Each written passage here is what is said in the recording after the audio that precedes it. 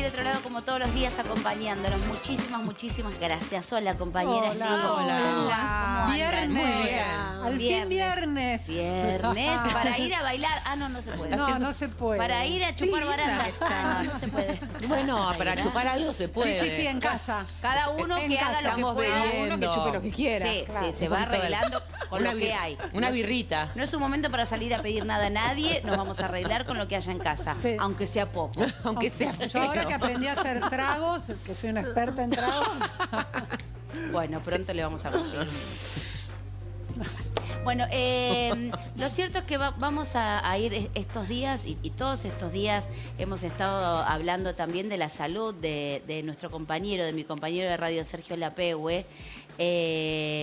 Él padece asma, está con COVID. Ahí estamos viendo una de las imágenes que Un posteo subió. que angustió mucho, un posteo que sorprende y que angustia también. Su mujer lo subió porque, sí. bueno, lo cierto es que tiene serios problemas respiratorios y ahora le pusieron esta especie de máscara, que ahora vamos a hablar con un especialista para que nos explique bien qué es. ¿Y qué dice, Tato? Pido a los santos del cielo ayuda, ahí lo recuperamos. Pido a los santos del cielo ayuda, decía, último paso para no caer al vacío, porque, bueno, le ponen esta especie de máscara que uno se angustia cuando ve esta imagen. Por supuesto, es buenísimo, claro, que tiene oxígeno. que lo va a ayudar a respirar mejor, es buenísimo, lo están tratando, tiene buena atención médica.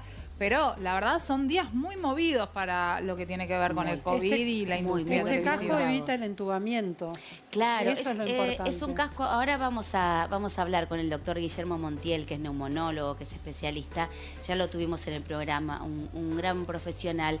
Porque este casco, ahora le vamos a preguntar bien a él cómo es algo que se trajo de afuera, pero que acá se hizo como una especie de adaptación para tratar a pacientes de COVID. ¿Cómo le va, doctor? Gracias por la comunicación. Muy amable. Hola, ¿qué tal? Hola, ¿cómo le va? Muy bien. Acá Muy bien. molestándolo de nuevo para que nos desasne. Doctor, Bueno, mirá, ¿cómo funciona esto? ¿Y esto qué es? ¿Algo que se hizo afuera para otra cosa y acá se logró como una especie de adaptación para tratar pacientes con problemas respiratorios a causa del COVID? ¿Es más o menos sí, así? exacto. Este casco estaba pensado para lo que eran cámaras hiperbáricas, multiplaza, para otro tipo de tratamiento, ¿no? Y en Italia, hace mucho tiempo, están usando equipos o interfaces similares para el tratamiento de la insuficiencia respiratoria. Ajá. El tema es que este casco no tenía las condiciones para ser utilizado con presión positiva. Entonces, lo único que hicimos, empezamos la doctora Toledo en el Ferrer con una amiga que ahora está en Italia, Laura Vega, kinesióloga, empezaron a hacer algunas modificaciones y finalmente terminamos acá en el Hospital Fernández haciendo todas las pequeñas cositas necesarias para que este casco pueda ser utilizado con esa presión positiva que se le está poniendo ahí con el respirador. Perfecto. Después, la otra cosa que hicimos fue, junto con el equipo de infectología, asegurarnos de la bioseguridad, es decir, cómo tenían que poner, qué filtros se tenían que utilizar, dónde se tenían que colocar. Y finalmente, también trabajando con el equipo de Italia, del profesor Stefano Nava, lo que hicimos fue asegurar o poner los límites de cuánto flujo o qué presión tiene que tener para que esta forma de tratamiento, como ven que es la misma que tendría por ahí un astronauta o un buzo, Claro, por que eso esto funcione. Y ahora, Doc, Pero que perdón. no sea demasiado. Porque claro. esto evita la intubación, la respiración. ¿Qué es lo que tiene de bueno, digamos? ¿Cuál sería la parte buena? Además de lo que usted nos está explicando, ¿no? Sí. Pero digo, entubar a un paciente es mucho más riesgoso. ¿Qué es lo que sería? Inicialmente, hace un año atrás, justamente en marzo ya vamos a tener un año de toda esta historia, había una tendencia a lo que llamaban la intubación precoz. Bien. Todo paciente que tenía falta de oxígeno en la sangre, por más que no sintiera sensación de fatiga, la recomendación de distintas sociedades era colocarles un tubo en la tráquea. Claro. Colocar un tubo en la tráquea no es un acto que sea... Es decir, hay que usarlo cuando se necesite usar sí o sí. Esta enfermedad nueva, diferente a otras, al no saber, al no conocer, habían pretendido o se pretendía la intubación precoz. Esta intubación precoz es lo último que el techo terapéutico que tenemos para esta enfermedad. Entonces, lo que nosotros sosteníamos era que tenía que ser realmente el techo terapéutico. Solamente se tienen que intubar los pacientes que después de haber agotado todas las instancias previas del tratamiento, al no haber... al seguir necesitando algún tipo de apoyo, ahí se tenían que intubar. Claro. Eso, este casco, en la experiencia nuestra, disminuyó un 70% de la necesidad de intubación de pacientes con insuficiencia respiratoria. No, tremendo. Claro. Entonces, Doc, pero entonces lo que la PUE menciona como ojalá que esto funcione para no caer al vacío, digamos, el vacío en su caso era como la intubación.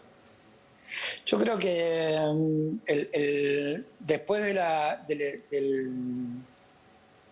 en el programa anterior hablábamos de no poner miedo ni pánico. También es algo que es así. Sí. Lo que se vio durante todos estos meses en distintas provincias y demás, que muchos pacientes que iban al respirador fallecían, ¿no? En algunos lugares tienen cifras variables entre 30 y un 80%, mucho. Wow. Y que muchos de estos pacientes, si bien pueden no morirse por esta neumonía por COVID en respirador, por ahí salían con traqueotomía o con dificultad para caminar y moverse. Claro. A veces ese miedo al vacío es decir, ¿qué pasa si me tienen que intubar a mí y ventilar?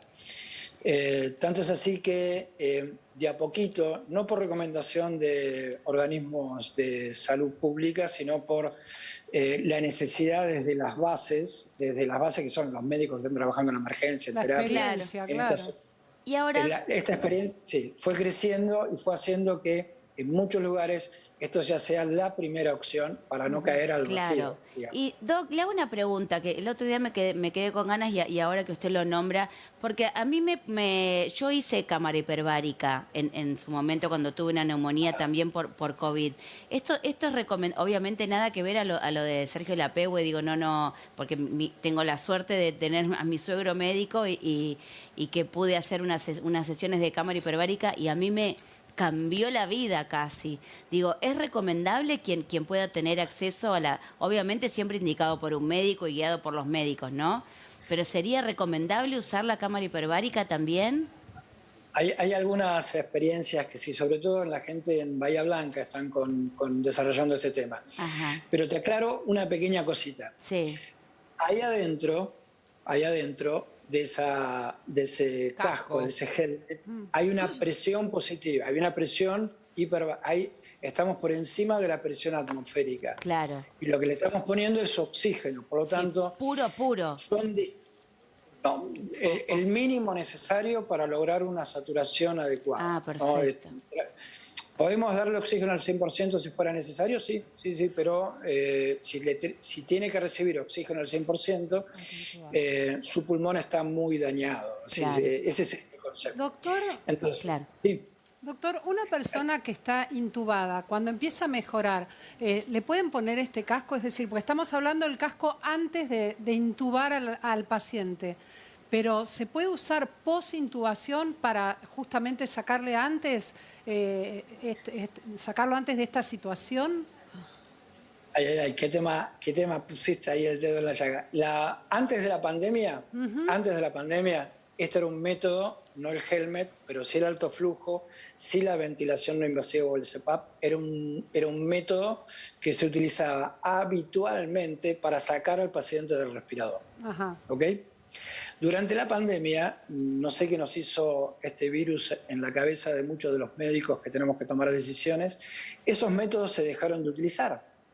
Y de a poquito, recién ahora, nosotros sostenemos algo que decimos, no nos olvidemos de todo lo que aprendimos antes. Esto no nos tiene que cambiar esta forma. Tenemos que estar, el gran miedo que hay es que se contagie el personal de salud al hacer estas maniobras. Claro. Pero si estamos bien protegidos y cuidados, como están ahí los kinesiólogos, la infección es mínima, no hay contagio. Entonces, lo que hay que hacer es asegurarse de estar bien protegidos. Si estoy bien protegido, ya en muchos hospitales, por suerte, empezaron a utilizar lo que se llama ventilación no invasiva, CPAP y alto flujo, para sacar más rápido al paciente del respirador. Así que ojalá que te escuchen. Claro, claro. Yo digo, y para usar este casco, digamos, ¿qué condiciones tiene que reunir o no reunir un paciente? Me imagino que no es para cualquiera, antes de que hay que tener determinadas características. Sí, lo que nosotros llamamos es el tratamiento escalonado, ¿no? Primero es el oxígeno con cánula nasal o con máscara. Segundo es el tratamiento con, si eso no alcanza, pasamos a tratar con lo que llamamos alto flujo termomodificado. Y si eso no alcanza, pasamos a tratar con helmet. Si con el helmet, después de adecuar bien las presiones y la cantidad de oxígeno no alcanza, recién ahí ese paciente pasaría a un respirador.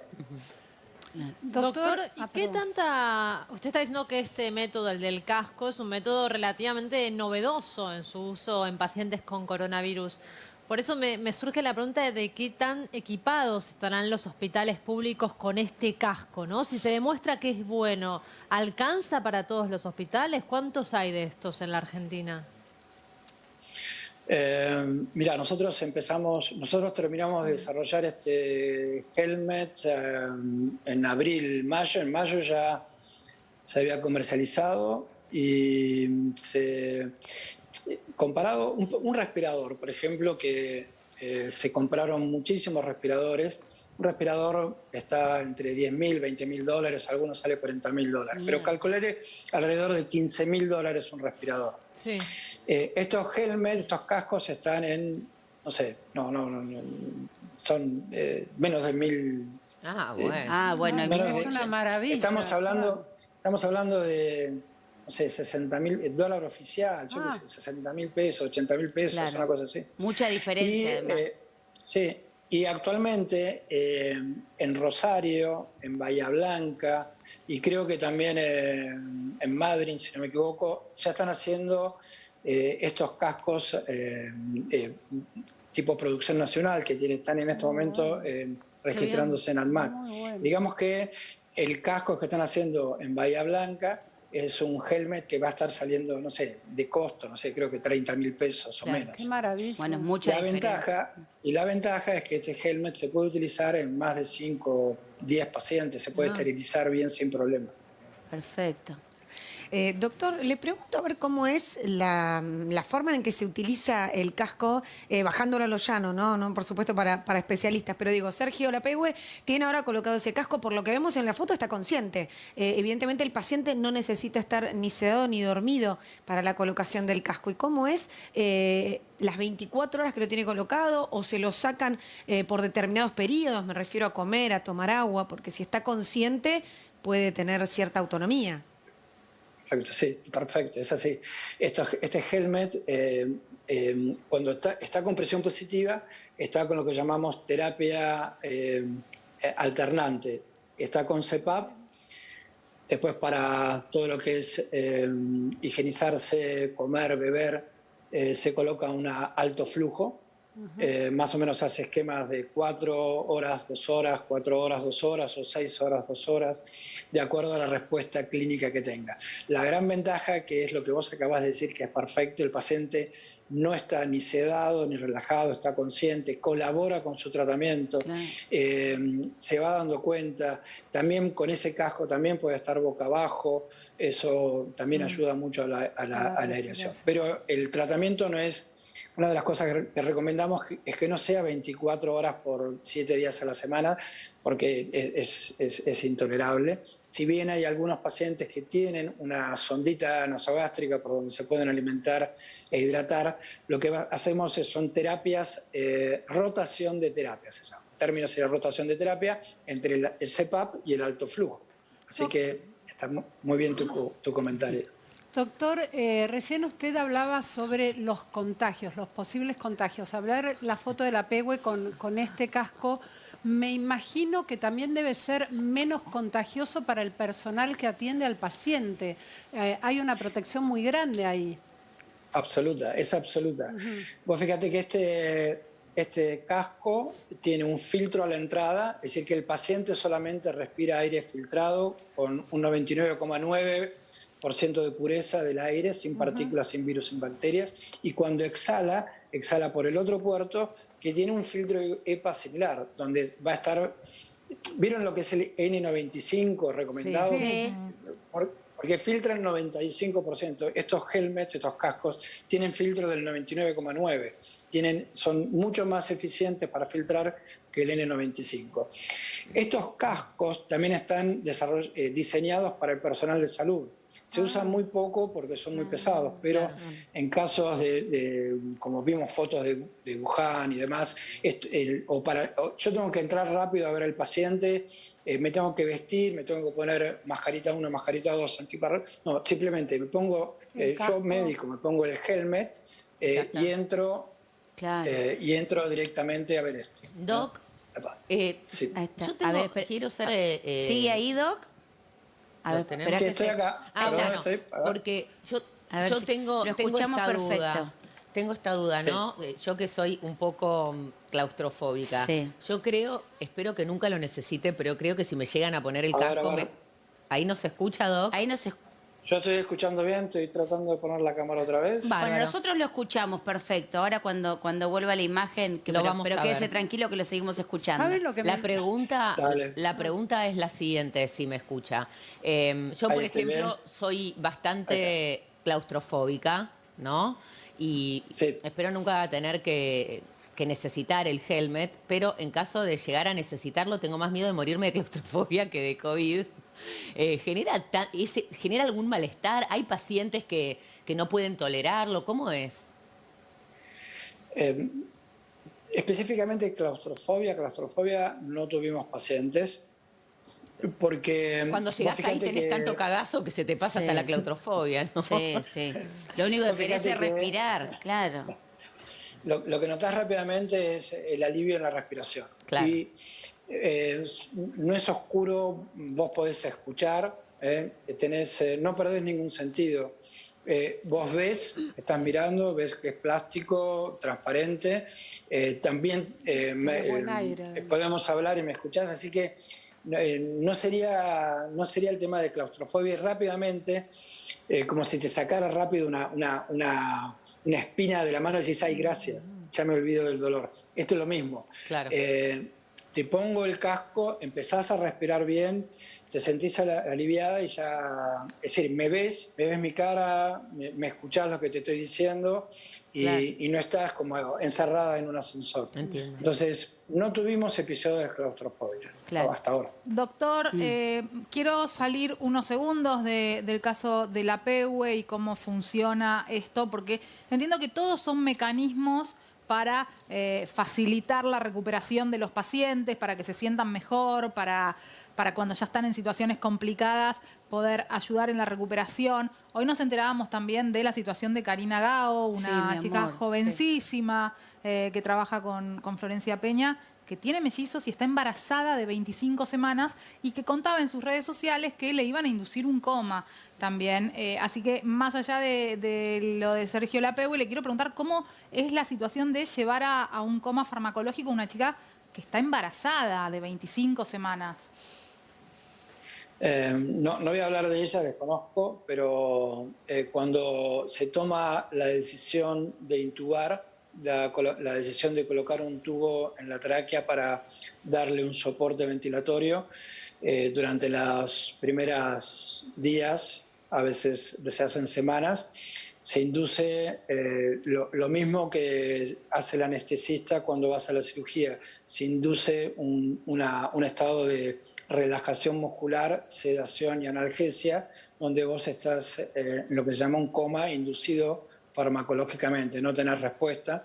Y por eso, del otro lado, los que manejan los respiradores tienen que, y el monitoreo y enfermería tienen que estar completamente atentos a lo que pasa, porque la vida del paciente ventilado, sedado y relajado, depende del equipo de salud, no solamente del médico, del kinesiólogo. Sí, ahí vemos la imagen de los dos, ¿no? De un lado la PW que posteaba último paso para no caer al vacío. Me imagino la sensación de una chica embarazada de 6 meses que sabe que lo que tiene que hacer es aceptar ese recorrido que empieza con los médicos. Pero igual, como no me terminó de quedar clara la respuesta. Bueno, hay algo que es clave, que es que digamos, el bebé respira a través de la mamá. O sea, que si la mamá no puede respirar, ni hablar, no sabemos ni siquiera, digamos, no sé exactamente cuál es la situación de salud de esta mujer, ni el estado de salud del bebé, pero ni nada. En un embarazo de 6 meses necesitas que la mamá esté bien. En general, una mamá embarazada además necesita más oxígeno que una mujer no embarazada.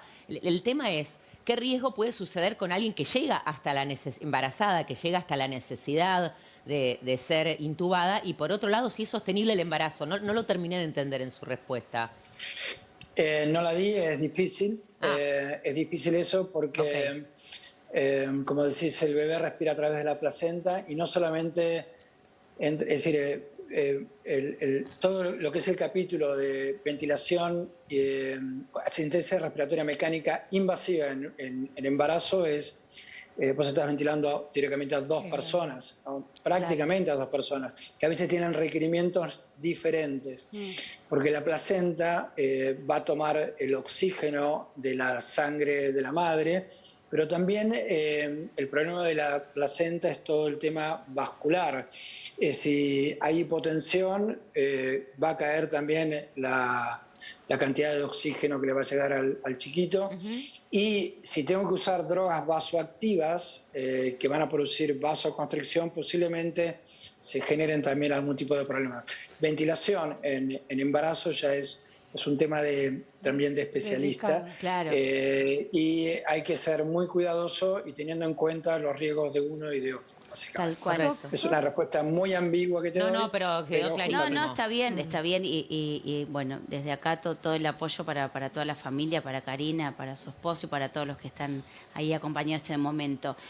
Mi pregunta es, tal vez es una sensación, ¿puede ser que sea como una cepa más fuerte? Digo, porque me da la sensación que ahora se escucha mucha gente, y joven además, con muchos problemas respiratorios. Yo no sé si al principio no se escuchaba tanto porque a lo mejor no daba la casualidad que no era gente conocida del medio, o puede ser que sea una cepa que afecta más al tema respiratorio. No sé si hay variación de cepa. Lo que sí sé que en este rebrote que tenemos en diciembre, enero, parte de febrero, los pacientes están llegando más severos. Posiblemente una de las, no lo tenemos analizado todavía, pero posiblemente están llegando más tarde a la consulta, están con más, es decir, en la medida que pasan los días hay más periodo de inflamación. Si hay más inflamación es como la bola que va cayendo por la ladera. Como que hubiera un relajo. Porque yo le pregunto esto porque en su momento, claro, yo tuve COVID en octubre, ¿no? Y nada, mi suegro médico, digo, tengo mi clínico de hace muchos años y yo sin tener ningún síntoma, siendo exfumadora, muy fumadora, y con todo mi equipo, mis médicos, los que me cuidan, enseguida tomé corticoide, amoxidal y me colocaron esto para las coagulaciones, para que no se te hagan trombos. Eso. Exacto. Sin yo tener ninguna complicación, en mi casa, mi marido, incluso mi ex marido que también tuvo, que nos trató el mismo médico, a los 3 nos dieron ese tratamiento sin tener o sea, el día 1 empezamos con eso. Exacto. ¿Por qué no? Y yo me acuerdo que en la radio, mis compañeros, que a todos les dije, por favor, vayan al médico, no se relajen, porque me llamaba la atención, y lo que me llama la atención es esta cosa de la espera, no, sin alarmar y sin nada, a lo que voy es, para ser concreta, ¿no sería recomendable que desde el día 1 la gente consulte a su clínico, su médico, ¿Frente a qué y se cosa? adelante a un tratamiento ante el COVID? Y que la gente nos llama cuando le dan positivo, no tienen un médico asignado. Bueno, algunas personas tienen un médico clínico siempre y hay quienes no. Está bueno a mí transmitir. lo que me pasó es, yo tenía la médica que me hace el seguimiento por mi obra social, que no me dio nada, incluso me dio el alta mucho antes. Y yo, ella al día 10 me mandó un mensaje que estaba de alta y yo estaba internada. ¿Entendés, no? Claro. O sea, bueno, ya puede... Y yo le digo, no, mirá, estoy en el Finoquieto. Estoy internada, ¿qué alta? ¿Se entiende? Digo, no deberíamos no relajar y en cuanto a alguna cosita nos llama la atención, porque si no todos terminamos en neumonía. Exacto. Exacto. Hay un tema que lo que vos decís es tan cierto como que el otro día me hablaban del sistema impositivo y de la diferencia entre el sistema impositivo y el régimen impositivo. Y yo dije, lo que me estás explicando es lo mismo que pasa con salud. No tenemos un sistema de salud, tenemos un régimen de salud. Entonces, no hay una línea súper coherente en todos los lugares. Estuvimos en todas las provincias, estuvimos en muchos lugares de internación pública, privada, y no en todos los lugares se sigue de la misma manera. No, lamentablemente es así. Pero porque están superados los médicos y no dan abasto a atender, suponete, en las obras sociales o en las prepagas, reciben tanto flujo de llamados y consultas que no pueden, o porque les falta experiencia, como en el caso de Maju, por ejemplo. Ellos debieran hacer un seguimiento. En el caso de la obra social o en el caso del que te toca del gobierno, si vos diste positivo en un hisopado, te van llamando a ver cómo te seguís sintiendo o te internan, depende de tu estado. Se supone que hay un seguimiento. ¿Por qué no se hace? Se supone. Se supone. Hay muchos prepagos que lo tienen muy bien organizado y realmente es un ejemplo, como lo hacen algunos prepagos conocidos, y hay otros que no. Y hay lugares en Cava, donde acá en el Fernández, por ejemplo, lo que tenemos es un seguimiento pre, post, y durante y post. El servicio de neumonología ya tiene, no sé, 600 pacientes, no sé cuántos, 400 pacientes que ya pasaron por neumonía, y se está generando desde el hospital público una información muy importante que después lo utilizamos también en privado. Entonces, lo que decía un amigo, Salvador Díaz Lobato, de España, de Madrid, decía, la experiencia bien documentada precede siempre a la evidencia, que es la que después nos va a poder tomar o hacer seguir tal o cual camino. Entiendo. Entonces, si uno no tiene una buena experiencia, no la documenta, no organiza eso, lamentablemente los pacientes van a seguir más tarde y de repente tenemos el miedo que nos confinen otra vez a todos, claro. o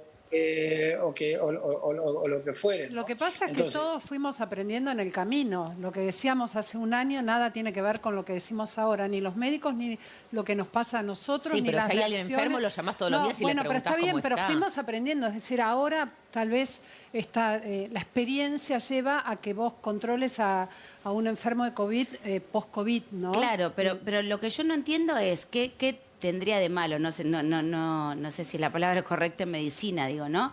Pero digo, ¿por qué los médicos, si yo tengo mi clínico o Tato, digo, quien sea, ¿por qué los médicos no se adelantan a esto y dan corticoide o es peligroso? Digo, eso es lo que yo no termino de entender. ¿Por qué son tan diferentes los tratamientos? No. Los corticoides, hay un estudio inglés muy importante, con un número muy importante de casos, que dice que los corticoides son útiles cuando el paciente está inflamado, es decir, cuando tiene neumonía, claro, y cuando tiene insuficiencia respiratoria. Claro. Que son peligrosos cuando se dan en pacientes que no lo necesitan, claro, o durante el periodo, los primeros días, la primera semana, los primeros 10 días, 5 días, es el periodo de viremia, donde el organismo empieza a defenderse. Entonces, claro, si uno toma corticoides, se automedica con corticoides en ese periodo de viremia, posiblemente tenga un aumento de la mortalidad. Claro. Entonces, los corticoides tienen un tiempo para empezar a actuar y no a todos los pacientes que pasaron el periodo de viremia, solamente a los que están inflamados. Claro, pero sí, cuando te lo que hay que cuesta... hacer... Por eso es importante, tener como un seguimiento con el médico, porque él mismo, yo me acuerdo que lo llamaba por teléfono y él mismo se daba cuenta por cómo yo le hablaba. Te agitaba. Exacto. No, y aparte, perdón, quiero sumar a una cosita, digamos, en este seguimiento médico, viste que hay uno, no sé desde qué momento llamás a tu médico, pero yo siempre tengo esta duda y me gustaría que usted lo aclare, ¿no? ¿Cuándo no? Ya, lo hablamos durante meses, pero ahora hace tanto que no lo hablamos que ya tengo la duda otra vez, digamos. ¿Cuándo hisoparse o cuándo empezar a llamar al médico? Le doy un ejemplo. Ahora hay un montón de virus, escuchamos un montón de gente que está resfriada, o con dolores de cabezas, o con distintos virus que no tienen que ver a lo mejor con la gripe. Porque ahora ya estamos todos en la calle. Porque ya estamos todos en la calle. Vuelve a haber gripe, vuelven a haber las enfermedades. ¿Desde qué momento tengo que estar alerta? Le doy un ejemplo. Ayer, por ejemplo, empecé con un dolor de cabeza y me dolía un poco la garganta. Dije, me hisopo. ¿Me hisopo? Llamo al médico. O sea, hay que estar alerta, hay que hisoparse, hay que llamar al médico. ¿Y cuándo? Hay que estar alerta siempre, porque pandemia vamos a tener durante un periodo muy grande. En la medida que estamos en contacto con otras personas, otras bacterias y virus pueden estar dando vueltas. Vos viajas en colectivo y ves que mucha gente usa mal el barbijo, que no se cubre la nariz o lo tiene por abajo del mentón. Entonces vos decís, miércoles, ¿qué va a pasar acá? Habrá más virus, más circulación de otros virus, otras bacterias. Entonces hay que estar alerta.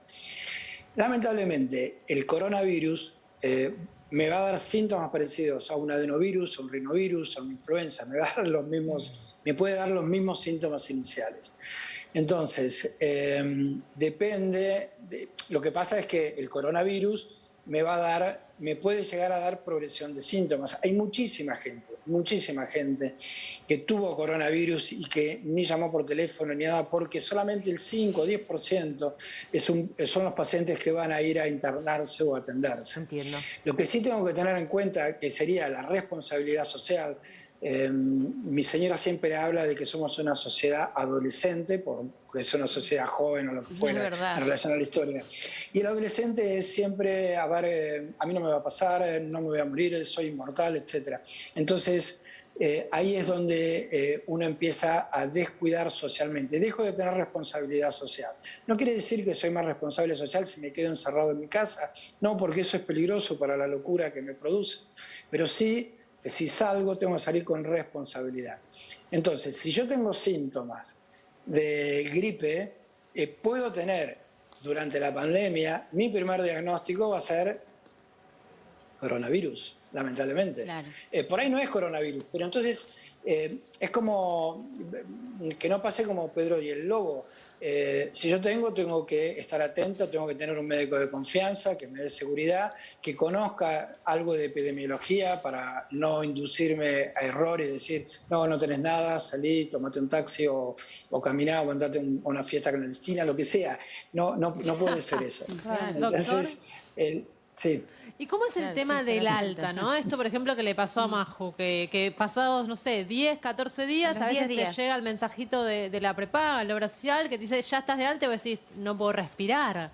O sea, ¿cómo saben en qué momento darte el alta? Porque incluso a veces hay personas que son asintomáticas y a los 10 días les dan el alta, pero quizás lo siguen teniendo el virus adentro. Pero no es que te hacen un PCR. ¿Cómo es ese tema? ¿Cuándo se da el alta y por qué?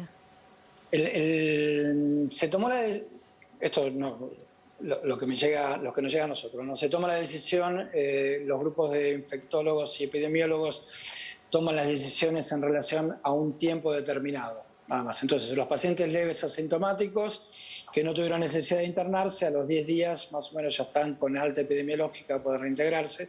Aquellos que tuvieron alguna enfermedad por tiempo, lo que dicen 14, 21 días, etc., ¿no? Y desde hace ya mucho tiempo Salud Pública recomendó no hisopar.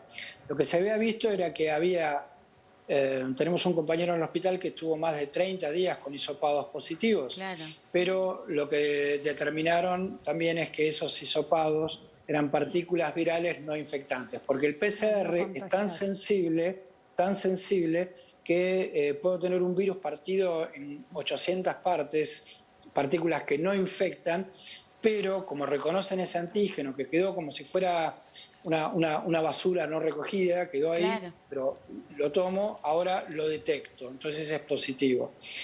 Entonces, lo que sí se ve, o lo que sí se trata de hacer, es que el alta epidemiológica no significa que ahora puedo estar a los besos y a los abrazos con cada uno que me encuentre, no, el alta epidemiológica significa que yo estoy bien y que tengo una carga viral tan baja, asumo que tiene una carga viral tan baja, que puedo retomar actividades de la vida diaria conservando las medidas de distanciamiento social. Claro. Barbijo, 2 metros, alcohol y lavado frecuente de manos. Eso es como se toma el alta. Claro. A diferencia de lo que es el paciente que está internado con neumonía o que tuvo que estar en el respirador, donde ocasionalmente dentro de la institución tomamos un hisopado las 3 semanas para ver si se puede pasar de un área COVID a un área no COVID. Pero eso ya son problemas internos. Hace rato que se dejó de hisopar para dar el alta epidemiológica en pacientes que estaban asintomáticos. Porque también uno asume, o debería asumir, que somos socialmente responsables para mantener las medidas de la... Bueno, a ver, claro, en ese punto... No al relajo, digo, porque el otro día estaba con una amiga que le habían dado el alta a los 10 días y me dice, mañana voy a ver a mi abuela. Le digo, vos estás en pedo, boludo. Claro, como esta cosa de... Parece que estuvieran esperando en la puerta que les den el alta epidemiológico para ir a chupar baranda, ¿viste? Es como una cosa... Digo, siempre movernos con una cierta responsabilidad. Porque, y mismo quienes lo tuvimos, tener responsabilidad para con los otros. Porque si no, esto es una locura. Perdóname. Esto se aplica al paciente, a la persona que se vacuna, que recibe las 2 dosis de vacunación. Yo puedo estar vacunado, pero seguir transportando. Por lo tanto, el distanciamiento social obligatorio, barbijo y demás, nuestra mejor protección. Y eso lo tenemos que tener claro para proteger sobre todo a nuestros seres queridos, a los padres, abuelos. Doctor, Europa, muchos países de Europa atraviesan su tercera ola. Nosotros estamos esperando una cierta inmunidad de rebaño, se habla de mitad de año, un poquito más allá. ¿Qué viene en los próximos meses? Porque estos días estamos hablando todos de casos muy impactantes, casos Carmen Barbieri en coma inducida, esta chica Gao, la Pehue, más allá de que son una fotito los famosos de lo que le pasa a todo el mundo. ¿Qué se viene en los próximos meses? Porque vuelven las clases, ¿va a subir la cantidad de casos? Mira, tengo una hija que está viviendo en España y donde atacan este problema de una manera diferente en Europa. En Israel también es absolutamente diferente. A ver, ¿cómo lo digo sin meterme en problemas? Nosotros estamos esperando lo mismo. Un poco peor porque hay menos médicos, hay menos kinesiólogos, hay menos enfermeros, están cansados y demás. Hay menos recursos económicos básicamente también. Estos problemas entre nación y provincia, nación y capital, le sacaron un aporte muy importante de plata destinado a los hospitales. Les recuerdo que en los hospitales de capital se atiende casi el 50% de pacientes de provincia. Entonces... O sea, está bien, pero más allá de la capacidad sanitaria, ¿se viene un nuevo pico en la Argentina? Por supuesto, la capacidad sanitaria es lo importante para poder responder, ni hablar, pero hagamos lo que hagamos, va a venir un nuevo pico. Sin duda, sin duda. Imagínate que todavía no llegamos nosotros ustedes? ¿Cuándo lo imaginan? Marzo, abril. Marzo, abril. Vos dijiste... Inmediato, es decir, inmediato a la vuelta al colegio. El problema es que nosotros no caímos en el valle, nosotros tuvimos un rebrote continuo. Claro. Es decir, nunca llegamos a bajar. Y lo que vos hablabas de inmunidad de rebaño... Bueno, nunca llegamos a bajar, pero tampoco nunca llegamos a colapsar. También diferenciándonos hay países, es verdad, que han tenido picos y han bajado mucho, pero también porque han colapsado en ese lugar al que llegaron. Argentina no llegó a colapsar, gracias a Dios, en ningún momento. Casi en algunos, en la media estoy de acuerdo con vos. Sí, hay algunas localidades puntuales que han tenido problemas, sí. Sí, y lo que vos hablabas de inmunidad de rebaño, que es lo que uno busca, necesitas casi un 60% de la población contagiada o vacunada.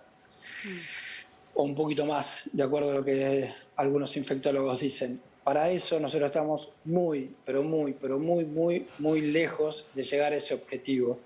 Por lo tanto, estas vacunas en cuentagotas que llegan no van a alcanzar a hacer ese efecto. Entonces, necesitamos, para vacunar 24 millones de argentinos, necesitamos 48 millones de dosis que deberían vacunarse en 6 meses, más o menos. Eso bueno, eso es lo que está trabajando, eso es lo que está trabajando el gobierno. Por eso, no llegás igual, digo, yo la fecha por mitad de año la di porque es la que se maneja desde el Ministerio de Educación, es decir, mira, de Salud. Que espera que ingresen entre los distintos laboratorios 50 millones de dosis de vacunas para ir aplicando. Bueno, después hay una situación mundial con la llegada de vacunas y los compromisos de los laboratorios, que es una situación difícil. Sí, que no tiene que ver con nuestro país y no tiene que ver con el mundo en general.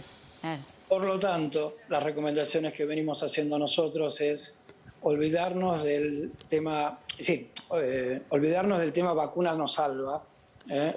Voy a depositar toda mi esperanza en la vacuna, sino que tenemos que seguir con la responsabilidad, es ahí, es cada uno de nosotros seguir con los cuidados. Exacto, y aumentar estas terapias que son más económicas y muy eficientes en todos los lugares que puedan tenerse.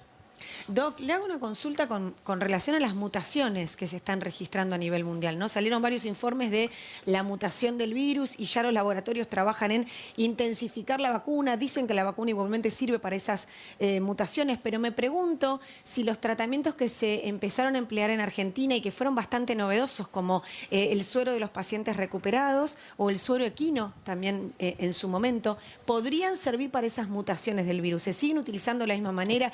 Si llegan estas variantes como la brasilera, que es tan compleja y tan dañina, ¿podrían servir también esos tratamientos del suero? Los tratamientos con suero equino y suero humano generaron bastante controversia también. Básicamente el tema es también un poco complejo de implementar correctamente porque deberían implementarse en los primeros días de comienzo de síntomas, donde sabemos que no todos los pacientes van a ser graves. Una vez que pasó cierto tiempo, 7 días, 10 días, ese tratamiento se demostró tampoco que no es muy efectivo. Entonces, el suero equino y el suero humano hiperinmune, que tanto se ha hablado en pro y en contra, es una alternativa, pero solamente cuando se utiliza pero muy precozmente. Y por otro lado, esto es como una vacuna, el suero, es decir, el paciente o el animal genera anticuerpos o todo ese sistema de inmunidad en relación a un virus determinado que ingresó al organismo, y el organismo va a responder contra esa identidad viral. O sea que para las mutaciones no serviría. Serviría el suero de las mutaciones. Doctor, me quiero sumar un poco a lo que decía Paula recién y hacerle otra pregunta también que me da vueltas hace rato, ¿no? Pero, ¿qué nos puede decir sobre la ivermectina, que tanto se habló de ella? Y por otro lado, volviendo al casco que le pusieron hoy a la PEGUE, quisiera saber a qué está conectado y si tanto hablamos de contagios y de cambios en el virus y de que esto puede avanzar, quisiera saber si algún día, por ahí es un disparate lo que digo, pero si algún día vamos a tener que andar con ese casco por la calle todos los seres humanos, o no sé, o para gran cuidarnos, parte. o gran parte, claro. Parece una película de ciencia ficción. Pero es que ya es ciencia ficción. Sí, claro, pero no nos hubiéramos imaginado. Bueno, nunca. la parte en la que un virus paraba el mundo entero durante un año también tiene bastante que ver con las películas de ciencia ficción, ¿eh? Pero bueno, yo quería saber también sobre la ivermectina. ¿Qué piensa que es? La ivermectina, ya te digo, son el ibuprofeno inhalado, las distintas sustancias de cloros para ingerir. Había un montón de otras medicaciones que fueron perdiendo importancia y fuerza. Nada resiste en medicina. Lo que tratamos de hacer son estudios de investigación donde uno pueda demostrar que a este grupo le hizo bien porque lo tomó y a este grupo no le hizo bien porque no lo tomó.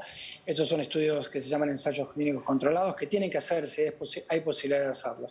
Hasta que no haya nada cierto, no hay no hay posibilidad de que muchos médicos lo recomienden. Ajá. Y hay una cosa que se escucha mucho. Bueno, si no te hace mal, tomalo. Sí. En realidad el tema es, ¿por qué lo voy a tomar si no me hace bien? ¿No? Y es como colgarse un amuleto, una piedra verde fosforescente, y esto me protege contra todo el mal, como el anillo del Capitán Beto, pero no sé si es bueno jugar con la esperanza y con la ilusión de la gente. Hasta ahora la ivermectina también hay mucha controversia, hay algunos estudios que van a seguir sosteniéndose, que son decisivos, y hay otros que no. Hay un estudio que dice que la cantidad, la dosis que tendría que tomar para tener el mismo efecto que tengo in vitro es altísima. Y el problema de este virus es que es muy contagioso, pero una pequeña porcentaje de pacientes van a necesitar algún tratamiento específico, que como es muy contagioso y le ocurre a muchas personas, el porcentaje sea bajo es muy grande y colapsa hospitales. Entonces, si yo tomo ivermectina y tengo que calcular un N de, no sé, 20.000, no sé, no quiero decir tonterías y después me caigan con todo el peso de la ley, pero necesitaría tener un N de pacientes en cada rama muy alto para decir esto sí o esto no. ¿Qué es lo que está pasando con las vacunas? Las vacunas tienen 20.000, 40.000 voluntarios que probaron estas vacunas para tener por ahí 160, 200, 700 infectados. En relación a la cantidad de infectados, cuando uno lo ve, no es tan baja. Entonces, para que una ivermectina o un ibuprofeno inhalado o una heparina inhalada sea efectiva, necesito un N muy, muy grande para tenerlo. No es como por ahí saber si te intubo y te morís o te pongo el alto flujo y te vas caminando. Eso ya es un tratamiento día a día como hacemos. Claro, pero para tratar pacientes sanos que recién se infectan con ivermectina y que eso me protegió, y bueno, yo estoy viendo pacientes hasta el día de hoy, desde marzo, y todavía, por suerte, no me he contagiado. Si hubiera tomado ivermectina, le hubiera dicho que la ivermectina o el café con leche con 2 de azúcar que tomo todos los días. Claro.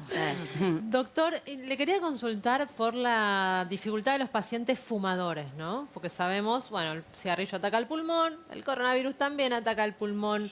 ¿Cómo responde el virus ante unos pulmones que han fumado? Sabemos que mucha gente joven, por ejemplo, supuestamente tiene menos probabilidades de cursar la enfermedad de una forma grave. Ahora, si son fumadores, ¿cómo es eso? El tema del cigarrillo produce daño en el pulmón por 2 mecanismos. Uno que es la bronquitis crónica, que te va a producir tos, expectoración, mocos, y te hace más propenso a infecciones porque te rompe la barrera de defensa. Y el otro es el enfisema de pulmón, cuando el cigarrillo, el tabaco, produzca una lesión irreparable a nivel del parénquima. Entonces, cualquiera de esas situaciones, sobre todo cuando hay bronquitis crónica y hay obstrucción, el pulmón está con menos defensas hacia cualquier bacteria o virus que venga.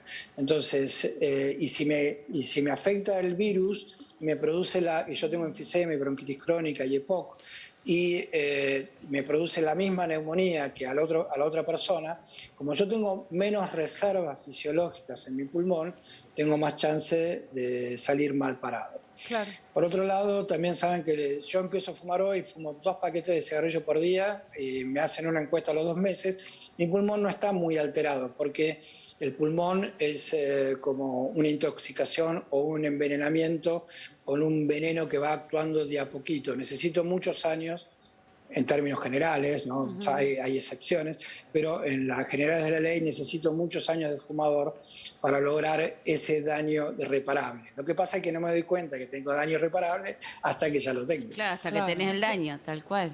Sí, y además también hay una cosa como personal que también depende cómo le afecta a cada uno el cigarrillo. Exacto, sí, claro. Exacto. Así que en lo posible, si estás fumando, te diría que empieces a dejarlo, más allá del COVID. Doc, gracias por la comunicación. Casi que lo hemos hecho dar una cátedra. Así que gracias por su generosidad y por su tiempo, de verdad. Muchísimas gracias. Bueno, Majo, gracias a ustedes. Realmente es muy bueno lo que hacen. Bueno. Gracias, Doc. Un beso enorme. Cuídese mucho. Chau. Hasta luego. Canta, es tan claro. Ay, sí. Bueno, estábamos hablando con el doctor Guillermo Montiel. Y de este médico tan capo, vamos a ir, porque lamentablemente existen, uno no puede creer cuando escucha las noticias, es este famoso Ignacio Martín, médico trucho. 24 años, ejerció ilegalmente la medicina. Aparentemente hubo un robo de una matrícula a una médica. Vamos a hablar con la hija de uno de los pacientes que atendió este médico trucho y que medicó y todo. Estamos con Yasmín en comunicación para que nos cuente a ver cómo fue la situación. ¿Cómo va, Yasmín? Gracias por la comunicación. Hola, buenas tardes. ¿Cómo están? Hola. Yasmín, primero, gracias. Y segundo, ¿tu papá fue atendido por este supuesto médico? ¿Esto es así? Sí, tal cual, así fue. ¿Dónde fue? ¿Qué pasó? ¿Cómo está tu papá ahora? Sí, bueno, te cuento brevemente. Nosotros acudimos a un médico privado en primer lugar por la falta de aire de mi papá. Ajá. Y bueno, nos recomiendan que acudamos al COE de Río Cuarto, que son los que tenían que responder en estos casos por el tema de la pandemia. Ajá. Entonces nosotros al recurrir ahí, en primer momento, por la mañana viene un médico que, bueno, no recuerdo realmente el nombre, que es el primero que nos dice que a mi papá por la falta de aire es el único síntoma, quiero destacar eso, que él tenía compatible con el COVID. Ajá. Entonces, bueno, nos dice que le armemos el bolso, que lo preparemos, que seguramente a la tarde vienen y lo llevan, ¿no? Es así como 3:30 de la tarde aproximadamente, viene el médico trucho, como le decimos nosotros acá, Claro. Con 2 enfermeros en una ambulancia y bueno, lo revisa, nos dice que no lo va a llevar, pero que sí le va a hacer un seguimiento acá en el domicilio nuestro. Ajá. Este supuesto médico que tiene 24 años venía del COE. Claro. O sea, lo era designaron para... responsable. ¿Y cómo nadie se da cuenta en el claro. COE a quién contrata? Yo digo, no te has... Digo, ¿El COE qué sería el COE, Yasmín? Por el tema de la pandemia, los encargados de la gente, de las personas con síntomas y con la patología del COVID. ahora Claro, pero depende del gobierno de la provincia. Depende Sí, sí. Perfecto. Sí, están en el municipio. Perfecto. Lo que digo es, nadie se da Gracias. cuenta, más ahí, algo estatal o del gobierno de la provincia, digamos, nadie se da cuenta a qué médicos contratan, no le piden, digo, cuando vos entrar a un lugar, supongo que te piden, no sé, el título, el número, la matrícula, encima un pibe muy joven. Y nadie constata Muy que ese joven. pibe no es Igual médico. sí, No. eso justamente salta cuando tenía que firmar un contrato y ahí con los datos de la matrícula termina Pero ya estaba saltando. trabajando. Había estado trabajando, sí. Y a vos te hacen de trabajar antes de un delirio, contratarte. es un delirio. Es un delirio. Calculo que lo que ha pasado en el apuro han contratado gente a mansalva, digo, ¿no? Estoy hablando por Ahora, botejarro. qué loco. Y nadie constató que esa matrícula coincidiera con este Ahora, pibe. tenés que ser un asesino, un criminal. Un tarado. Para no, un Loco. tarado no, porque Claro. vos vas a estar atendiendo pacientes que se te pueden Muy morir. irresponsable. ¿Cómo podés querer tener una profesión donde tenés que intubar? Una cosa es hacerte, no sé, otra cosa, pero tener que intubar a alguien o tener que salvar a alguien la vida y no saber hacerlo. Sí, ¿Estás un hijo de loco? puta. Este tipo también parece una película, ¿viste la película de DiCaprio Sí, que él es realmente. aviador, que no sé qué, que pasa por todos los estados? Porque Atrápame si puedes, sí. Porque este pibe también se había hecho pasar por agente de tránsito, digo, ya venía teniendo otras profesiones. Como inspector municipal en Córdoba capital estaba. Es indignante. Un demente, realmente un demente. Ahora, él viene por parte del COET y viene con estado de enfermera y le dice que no se lo va a llevar y que lo va a medicar. ¿Y después qué es lo que pasa? Sí. De hecho, mi papá tenía una medicación y él viene y la cambia directamente. Nos dijo que no servía la medicación que tenía mi papá, que el médico privado nos había dado. Entonces nos cambia el médico directamente para COVID. Pero esto es una locura. ¿Alguien se hizo cargo de haber tomado a este pibe de 24 años, médico trucho, en el COE? ¿Alguien fue a hablar con ustedes? Es una locura lo que estás contando y lo que sucedió. No, con nosotros nadie se comunicó, ni del municipio, ni del gobierno. Todavía no se comunicó nadie con nosotros. Yasmín. De hecho, mi papá, sí. No, perdón, termina, discúlpame. De hecho, mi papá hoy le colocaron un stent, o sea, le debían colocar 2, porque en realidad lo que tenía él era problemas del corazón tenía 3 arterias tapadas, Qué hijo de puta. pero bueno, le pudieron hoy colocar solo uno y de hecho tampoco nadie se comunicó, él está en terapia y bueno, estamos esperando que si Dios quiere mañana le den el alta. Bueno, justo eso te iba a preguntar, porque tu papá tenía una medicación, me imagino, buena, porque se la dio un médico de verdad. Este médico trucho se la cambió por, me imagino, una que no le debe haber hecho bien. Ahí fue cuando tu papá se le taparon las arterias, o sea, ¿eso hizo que empeore tu papá? No, él vino y lo medicó como si él tuviese COVID, que de hecho mi papá jamás tuvo COVID, y no, él en realidad nunca se percató de que en realidad mi papá lo que tenía es insuficiencia de aire, tenía el 30% del corazón funcionando, que es lo que realmente tenía, problemas del corazón. No, un delirio, o sea, de casualidad a tu papá le pusieron a hacer el stent, porque por todo el tiempo que perdió por no estar bien tratado, podría haber terminado muy mal esto. Tal cual. De hecho, él tenía que venir a hacer el seguimiento acá a casa, no apareció más, llamamos a la municipalidad, al COE de la municipalidad, hasta que dimos con una doctora que nos dijo, no, tu papá no tenía COVID. Entonces, de ahí, a partir de eso, el otro médico nos recomendó hacer una eco duple, que fue donde descubrieron realmente lo que tenía. Yasmín, ¿en algún momento corrió riesgo la vida de tu papá? Y vos imagínate que el funcionamiento de su corazón es el 30%, no podía caminar ni 3 cuadras, aparte de la falta de aire que tenía, sí, podría haber pasado lo peor. Yasmín, te pregunto, cuando ustedes se dan cuenta que es un médico trucho, ¿no? Y va un médico real a atenderlos y demás, ¿logran saber si esta persona atendía en una guardia, si solamente iba a domicilio? Porque imagino que después habrá habido un seguimiento para ver a cuántos pacientes este médico trucho atendió y recetó mal. Tengo entendido que estaba en un dispensario y también en un 24 que hay acá, que hacía guardias. Una emergencia. Sí. Terrible. O sea que habrá atendido un montón de... Es una locura. Atendió un montón de pacientes. Un loco de la guerra. ¿Cuánto tiempo actuó como médico trucho? ¿Hace cuánto que estaba allí? La verdad que no sé acá en Río Cuarto, pero sé que todo diciembre mantuvo más de 40 guardias y más las personas que estuvo atendiendo a domicilio, con medicación y todo. Un desquiciado. Yasmín, esperamos un segundo porque quiero que veamos juntas un video, porque además de un loco, un irresponsable, un asesino, mirá cómo le hablaba a la gente. Mirá, vamos a verlo. Al comienzo pensé que era una nota por ahí falsa, pero bueno, después mis compañeros y mis colegas comenzaron a mandarme, todos me empezaron a mandar los enlaces y se ve que no era falso al final.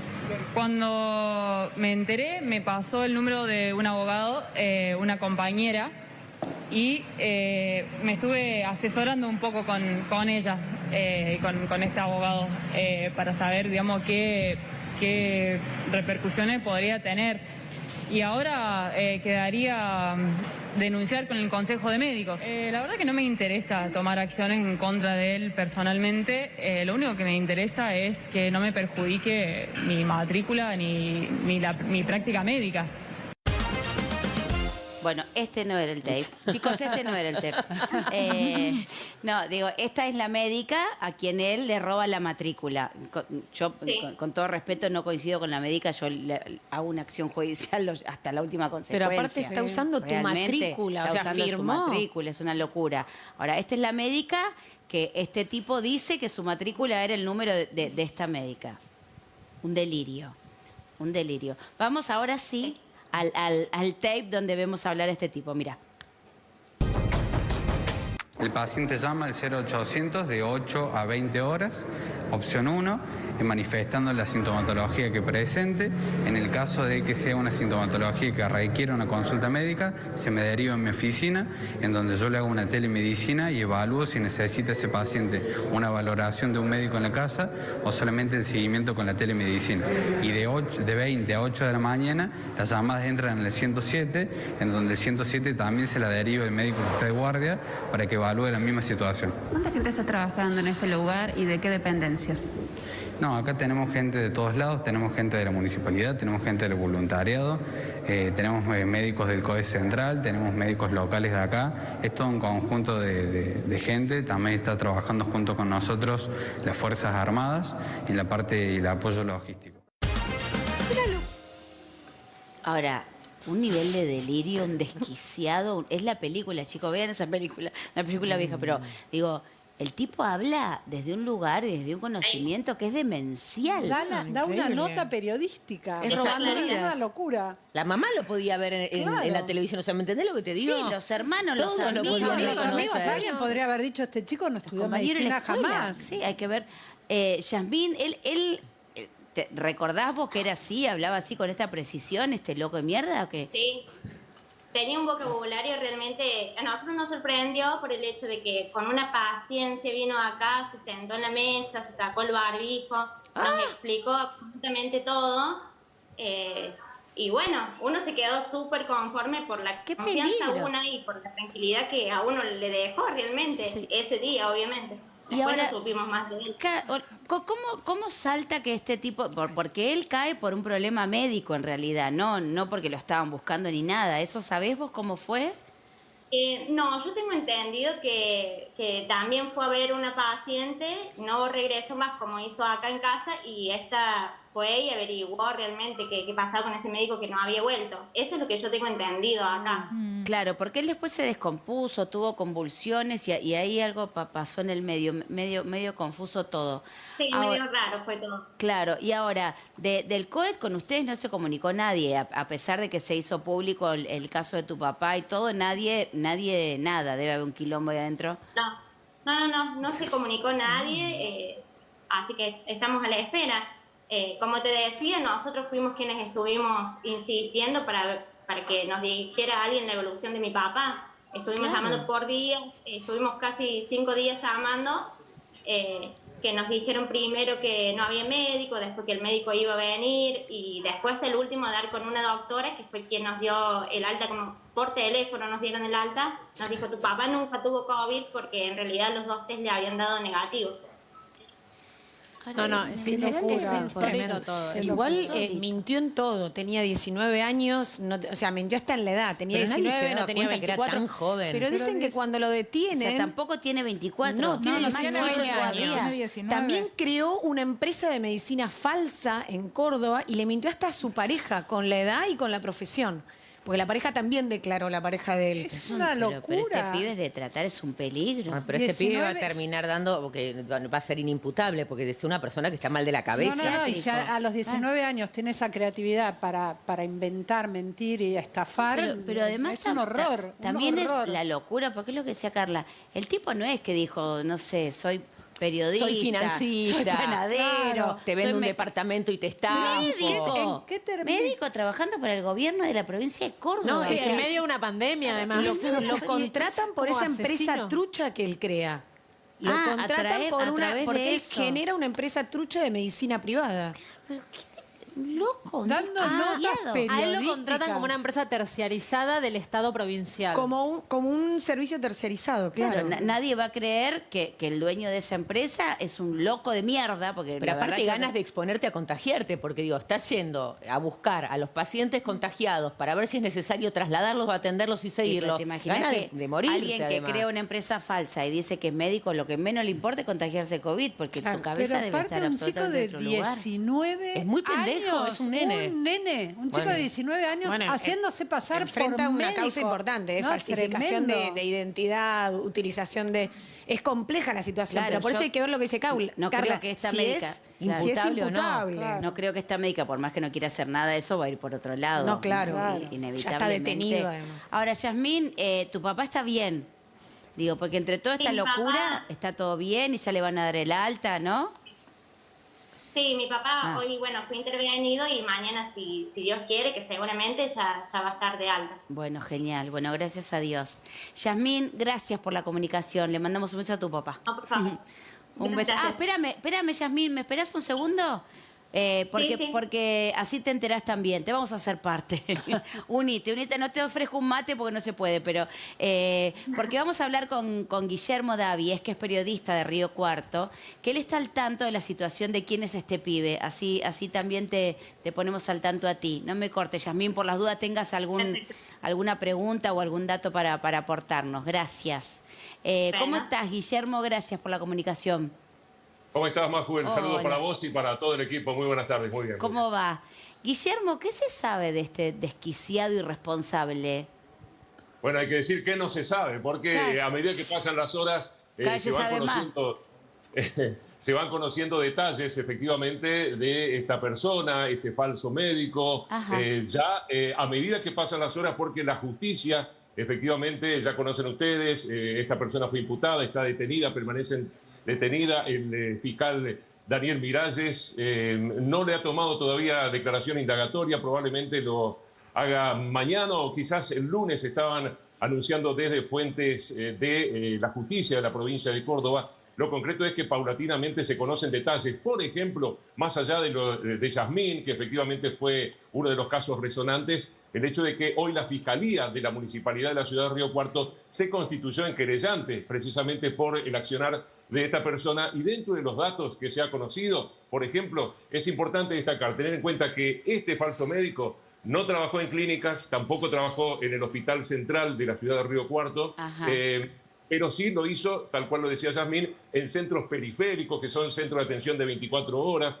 La nota que daba, lo estaba dando en el Centro de Salud Municipal, que es el centro de atención más importante que tiene el municipio, inclusive que ha sido renovado, ha sido remozado, y ahí está la particularidad del turno que tenía, por ejemplo, el doctor Ignacio Martín en esta jornada. Lo concreto es que ha embaucado preferentemente al municipio de la Ciudad de Río Cuarto, más allá de que esta persona era parte del COE Central de la provincia de Córdoba. Él llegó como miembro del COE Central de la provincia de Córdoba, cuando en el mes de septiembre, fines de septiembre, octubre, los brotes eran considerables en esta zona sur de la provincia de Córdoba, y él llegó como una parte importante del COE para administrar los trabajos y la coordinación general a la hora de, por ejemplo, asistir a personas con situación complicada. Y esto...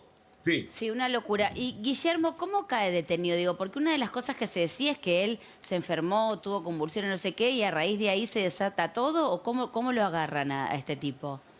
Sí, lógicamente se conocía su paradero. Esta persona se presentó durante el fin de semana anterior con convulsiones a un centro médico de la ciudad de Córdoba, capital. Es del barrio Humarán de la ciudad de Córdoba. Lógicamente ahí ya conocían todos sus detalles, todos sus movimientos. Inclusive ya creo que tenía ya cierta noción de que iba a ser detenido o que la justicia lo iba a estar buscando en las próximas horas, porque desde el lunes ya se hizo cargo el fiscal Miralles de la causa, y después de la feria judicial efectivamente se implementó en lo inmediato la detención, la imputación y posterior detención de esta persona, y que fue localizada perfectamente en su vivienda, junto a su madre. Lógicamente hay que ver la situación de su madre, el encubrimiento, hasta qué punto se dio, bueno, muchos aspectos, y tal cual lo decía Yasmín, da para cosas insólitas, increíbles. Por ejemplo, dentro de su vivienda, en el allanamiento, no se resistió de ningún modo, como que estaba esperando ya la intervención de la justicia. Encontraron en su casa plantaciones de marihuana, por ejemplo. Son distintas cuestiones que van surgiendo tras la información que va dando la justicia. Y en el día de hoy, por ejemplo, la Fiscalía Municipal de la Ciudad de Río Cuarto dio a conocer un detalle. En menos de un mes emitió 4 facturas al municipio como prestador de servicio por 80.000 pesos, nada más y nada menos. Solo un trabajo de un par de semanas, nada más. Hasta qué punto comenzaba a ser considerable este engaño, ¿no? ¿Y cómo lo descubrieron?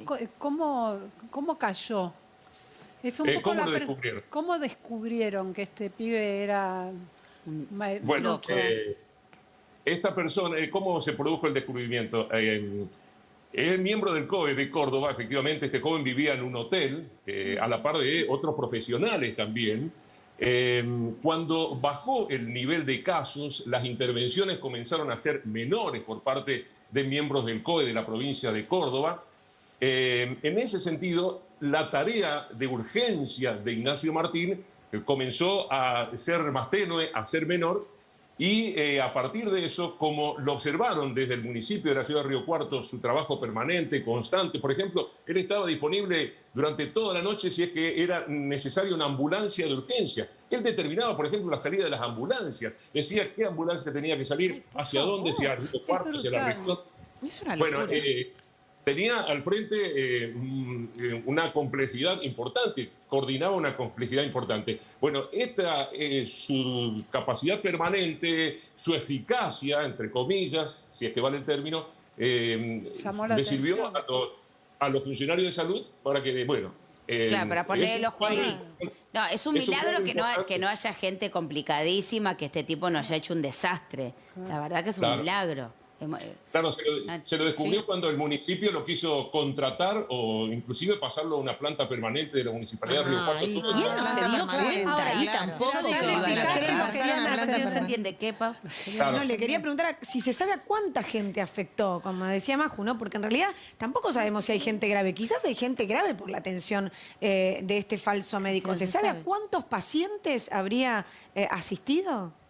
Sí, a más de un centenar, claramente. Habida cuenta que él iba a casa de pacientes, él atendía teléfonos, él tenía... no decía su consultorio, ahí está la particularidad, decía mi oficina, decía, no decía su consultorio, decía mi oficina, generalmente los médicos hablan de su consultorio, y tenía esta particularidad. Él, delante de personas comunes, si es que vale el término, se explayaba como si fuera un médico, pero a la par de sus colegas no se explayaba tanto, no hablaba mucho con sus colegas porque temía quizás de que algún tema técnico llame la atención. Te digo que después de conocerse comienza a atarse cabos increíbles. Por ejemplo, hoy en nuestro medio de comunicación hablábamos con una paciente que tenía problemas de flebitis en una de sus piernas. Y le administró una medicación y le llamó la atención al farmacéutico, quien recibió esta medicación, por problema de flebitis. Decía, nos mostraba, por ejemplo, esta mujer, me atendió este médico y en la receta puso directamente tal medicación para dolor de pierna. Nada más. Claro, una idiota. Claro, tremendo. Claro, no utilizó un término médico, ¿no? Claro, para dolor de pierna. Claro, una flebitis, problema de circulación. Ahora, esto yo también... digo, el tipo le dicen, bueno, te vamos a hacer este contrato porque, digamos, como iba a ascender o iba a crecer o iba a pasar un paso más. Y se presenta a firmar un contrato donde claramente iba a saltar algo. O sea, de verdad no tenía registro de nada. De la gravedad y del peligro de para sí mismo de nada. Sí, tenía un título de médico adulterado, lógicamente falso, tenía documentación, hasta su propio número de documentos. Esta persona tiene 20 años, pero figuraba con que tenía 24 años, porque usted se imagina, un médico de 20 años... no dan los años. Claro. Muy llamativo. Figuraba en la FIP, efectivamente, estaba inscrito en la FIP, tenía cuenta bancaria. Bueno, son un loco. El número de documento era trucho también, entonces... Y sí, uno... Tendría que ser, si tiene otra edad. Por la edad. Si tiene otra edad es trucho. Yasmín... Son aspectos que se están dilucidando en términos de la justicia y paralelamente se vienen conociendo muchos detalles. Claro, empiezan a saltar cosas. Yasmín, te quería preguntar, sí, me dejas, Guillermo, que le quiero preguntar algo a Yasmín un segundo. Primero, si en algún momento ustedes sospecharon por los términos que usaba o por cómo lo revisaba, que no era un profesional de verdad. Imagino que es raro, ¿no? Porque viene alguien a tu casa, se presenta como médico, vos que no sabes nada, una ambulancia. confías. Pero ahora que ya sabes, primero te quería preguntar si hubo algo que te llamó la atención en la retrospectiva de esa visita. Y segundo, si ustedes piensan hacer algo legal, ¿no? Porque el municipio va a denunciar a este médico, pero ustedes como familia también pueden denunciar al municipio, a la provincia por haberlo contratado, digamos. Es una locura todo esto. Claro, nosotros no sospechamos en primer lugar porque, bueno, como es un ente tan importante en la municipalidad donde estuvimos llamando, o sea, no le van a pedir el documento, o sea, puede ir cualquiera y decir que es miembro de tal entidad y ya lo contratan. Eso, o sea, vos no dudás, no hay duda de que como paciente. Claro. Y en segundo lugar, como vino acá con mucha confianza, se expresó bien, nos dejó absolutamente tranquilos porque se tomó el tiempo de explicarnos, entonces no había dudas.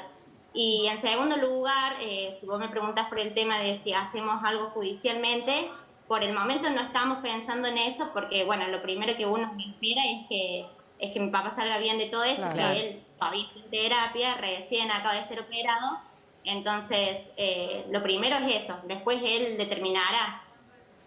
Le quisiera preguntar a Guillermo, a ver, volviendo a lo que decía Paula hace un ratito, él está detenido y denunciado por falsificación y uso de documento público y ejercicio ilegal de la medicina. Cuando lo detienen, él vivía con su madre y hermanos. Y déjame contarte qué se llevan, ¿no? Porque todo. había un maletín de médico de emergencia equipado con estetoscopio y otros instrumentos de trabajo clínico y traumatológico, blisters de medicamentos, chaquetas de médico, otros implementos de trabajo profesional. Bueno, y sigue detallando que son cosas que no son de uso habitual en el hogar, ¿viste? Y un chico grande no es que andaba disfrazándose de médico. ¿Puede estar implicada la familia? ¿Cómo uno puede vivir haciéndose pasar por médico con su familia, con su madre, con sus hermanos y que nadie se diera cuenta de la situación? Sí, a tal punto que la justicia está buscando el rumbo por ese... Van a allanar, supongo que allanarán la casa. ¿Él vivía en lo de la mamá? Claro, sí, originariamente... Sí, allanaron y se llevaron esto que te digo, es de la casa, además computadora, celular, bueno, todas cosas que van a estar peritando, pero sí. Vivía con su madre, un joven de 19 años. Muy joven, chico, muy joven. Bueno, igual si la municipalidad le da un contrato de 80 lucas, se podría haber alquilado algo también. 80.000 pesos en el contrato. El de la municipalidad. Andás a ver qué más. Guillermo, ¿en algún momento recetó? ¿Tienen recetas de este médico trucho? Sí, efectivamente, hay constancia de que ha recetado también. También recetó. Ah, claro, contaba antes lo del dolor de piernas, es cierto. Claro, flebitis, sí. dolor de piernas. Sí. Y lo que le dio el papá de Yasmín, porque a tu papá también lo medicó. Sí, Claro. sí, eso es lo que quería agregar. Él vino y cambió la medicación que mi papá tenía. Mi papá había tenido un infarto y siendo médico nunca se dio cuenta que en realidad no lo era. Entonces a mi papá le podría realmente haber pasado cualquier cosa y nadie se iba a hacer cargo. Si nosotros no seguíamos por otro lado, gracias a la insistencia del otro médico, mi papá no podía caminar más de 3 cuadras. Le podía haber pasado lo que fuera a tu papá y a cualquiera de los otros pacientes que atendían, porque hizo uso ilegal de la medicina y la municipalidad se va a tener que hacer cargo de esto. Así como hablábamos el otro día del nene que fue secuestrado de la colonia y la responsabilidad de la colonia que contrató a ese docente al que le sacaron al chico. Bueno, acá hay una responsabilidad sobre el organismo que contrata a un médico que no es médico. Sí, aquí la justicia, indudablemente ya están los cuestionamientos de las responsabilidades políticas. Recordemos que la provincia, indudablemente, dentro de su estructura del Ministerio de Salud, estaba incluida esta persona. El gran signo de pregunta es cómo se pudo admitir a este falso profesional. Es uno de los cuestionamientos, lógicamente, y ya están indudablemente los distintos cuestionamientos a nivel político, porque alguien tiene que pagar políticamente el costo de esta circunstancia, porque es cierto, el municipio de la ciudad de Río Cuarto está perjudicado por esta persona y le preguntábamos al fiscal, ¿no se siente el municipio también, que el mismo color político del gobierno de Juan Schiaretti, si no está también perjudicado por esta tremenda tamaña omisión que hizo respecto de este médico falso el Ministerio de Salud de la provincia de Córdoba y el COE, el Comité de Emergencia que se conformó? En este caso no respondió el fiscal, lógicamente hay cuestiones políticas de por medio. Sí, por eso la política resolverá lo que tenga que resolver la política. Lo importante es que se hagan cargo ante las familias que han sido expuestas, ante los pacientes que fueron atendidos por este tipo. Tal cual. Ahora, Guillermo, él tenía una causa, o también se había hecho pasar por agente de tránsito. ¿Qué se sabe de eso? Fue agente de tránsito de la Municipalidad de Córdoba, bajo el gobierno de la Intendencia de Ramón Mestre, efectivamente. Se dio todos los gustos, claro. Pero ¿a qué edad? Porque si a los 19 fue médico, ¿a qué edad fue inspector de tránsito?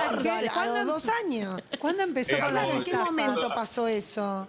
Inspector de tránsito fue, ni bien finalizó la escuela secundaria y tenía la particularidad de que su documentación efectivamente era, claro, tenía documentación de código de barras, era asimilado por los sistemas, a tal punto que fue todo este proceso precisamente con detalles. A lo último se le terminó escapando algunos detalles para no seguir engañando. Lo concreto es que esta persona en Córdoba, por ejemplo, al hacerse pasar por inspector también, Es más, trabajó como inspector, tenía la prioridad y la posibilidad de trasladarse por toda la provincia, o mejor dicho, por todo el Gran Córdoba, de manera gratuita en los distintos servicios de transporte, al considerarse un miembro de los servicios de contralor de la capital provincial. Tal cual. Ahora, cuesta creer que este pibe obró solo, o es un genio, o estamos, olvidémonos de lo de la medicina, que es una locura, es un asesino, pero digamos, llevándonos a esto de agente de tránsito y que tenía un código de barra donde pasaba, o sea, ¿alguien lo ayudó?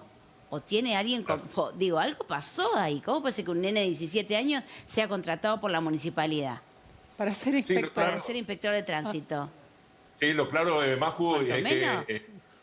Ahí me cuesta renovar el DNI, este pibe consigue documentación tocha con una facilidad que es increíble. Claro, alguien lo estaba ayudando, alguien le facilitaba las cosas. Una capacidad operativa para engañar de manera considerable. Y por ahí algunos están diciendo el punto de vista de la justicia. Este joven estará alterado mentalmente, será escarcelable por ser no imputable, es uno de los detalles. Y por ahí otros se preguntaban, ¿es cuestión de prisión de por medio? ¿Esto va directamente a la prisión? Por ahí otros lo comparaban con el caso Rímolo, por ejemplo. Recordemos que pero tenía los la agravante... 17. Claro, Rímolo tenía 40. Claro, no sé. es impresionante. Claro, pero Rímolo no usaba un sello médico. Las cosas que habrá hecho en el colegio, ¿no? Eso de salir antes. Rímolo tiene el agravante. Rímolo tiene el agravante de que una persona atendida por ella terminó falleciendo a partir de efectivamente sus distintas indicaciones que le ha dado. Los por ahora, tratamientos. este joven, exactamente, no tiene ese agravante por ahora, al menos desde el punto de vista de la justicia. Dios quiera por ahora. Sí, pero Dios quiera Rímolo, que no aparezca. Rímolo se iba al living de Susana, lo único que faltaba a este pibe era darle una nota a Susana, ¿no? Porque dio impunidad. Bueno, dio notas. Le faltó tiempo. Digo, si se hubiera inventado otra profesión que no hubiera sido médico tan grave y que no hubiera saltado así, todavía, hoy sería arquitecto a lo mejor, ¿viste? Porque si le das tiempo, el tipo se va recibiendo todos los días de algo. Y particularmente, por ejemplo, cuando le hicimos una nota, le pregunté particularmente junto a un colega, ¿nos puede dar tu matrícula profesional? Y nos dio con una gran seguridad la matrícula profesional. Claro, efectivamente, él efectivamente se creyó todo y pensando uno en la casa, ¿no? Porque vivía con la mamá, vivía con los hermanos, a lo mejor el pibe en la casa lo tenían como, oh, sí, ahora dice que es médico, bueno, la semana pasada fue agente de tránsito, ahora dice que es médico. A lo mejor en la casa lo trataban así, porque si no, no se entiende tanta gente. Es súper raro. No dándose cuenta de lo que estaba haciendo este tipo. Es que alguien seguramente lo ha ayudado, porque él se manejaba, iba a un lado a otro. Claro. Totalmente. Hay gente que tiene que saber esto. No se puede montar semejante situación sin tener cómplices. Solo, y si vivía con la mamá, una mamá con un hijo de 19 años que desaparece todo el día, que va, que viene, que tiene distintos horarios, mínimamente le pregunta. Yo le preguntaría a Guillermo, no sé bien digamos, cómo se está manejando la investigación o cómo es, pero a lo mejor se podría pensar, no lo sé, en algo como una asociación ilícita o alguna cosa, porque es muy difícil pensar que este pibe obrara solo para todo lo que hizo. O si hay alguna otra persona, además de él, que lo siga haciendo. No, y se metió en lugares grosos, porque se hizo una empresa. Claro, va a haber que buscar cómo fueron esas contrataciones. Va a haber que estudiar esas contrataciones. ¿Quién lo contrata? ¿Cómo se elige la empresa? Recordemos que fue un momento muy crítico cuando hubo que salir a contratar profesionales de la salud. En el apuro, entonces, ¿viste? en el apuro, pero también a río revuelto, ganancia de pescadores, porque hay que ver cómo llegó, quién lo lleva. Desconozco, la justicia tendrá que investigar eso. Además, hay que tener en cuenta que este joven no es ningún paracaidista porque ya había actuado a la par del COE de la provincia de Córdoba en localidades del Gran Córdoba, en Oncativo, estuvo en la zona de Villa Dolores, donde eran los brotes considerables, aparecía con el equipo de trabajo y la coordinación general de todos. Una locura. Perfecto. Pero venía el engaño ya desde el inicio de la pandemia, seguramente marzo, habrá encontrado la beta para meterse como voluntario, redoblar la apuesta y considerarse médico. En vez de ir a estudiar. Guillermo, gracias por la comunicación. Yasmín, lo mismo para vos. Muy amable los dos. Gracias por su tiempo. Un abrazo, gracias. Un beso muy grande. Gracias. Bueno, estamos con la doctora, la doc de mi corazón, con la doctora Estela Mariscueva, que vamos a ver si podemos hablar de de la fantosmia. No quiero mandarme otra vez la barbaridad que dijo fantosmia anal, doc. No, sí, dije una barbaridad. No dijo fantasma, dijo fantasmagoria, una cosa tremenda. Bueno, no podría ser nunca médica trucha, porque no me salen lo tenemos clarísimo. No me salen los dolor nombres. de pierna, así que... Y puso dolor de pierna, tal cual. Porque mucho más... Yo te juro, Doc, la cantidad de gente que me ha escrito...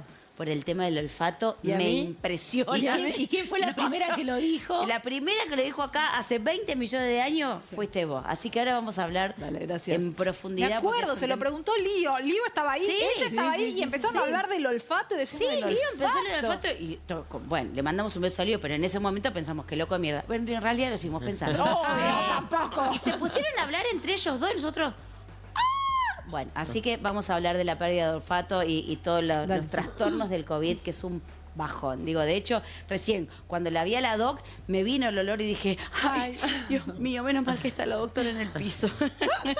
Así que ahora vamos a hablar. Bueno, ahora sí, vamos con la doctora Estela Maris Cueva, con la pérdida de olfato, con estas consecuencias que nos ha dejado lamentablemente el COVID. Digo, recién hablábamos en el corte con la doc, digo, uno desconoce la importancia del olfato. Sí, digo, eso sí. Porque como está, pero cuando se va es enloquecedor.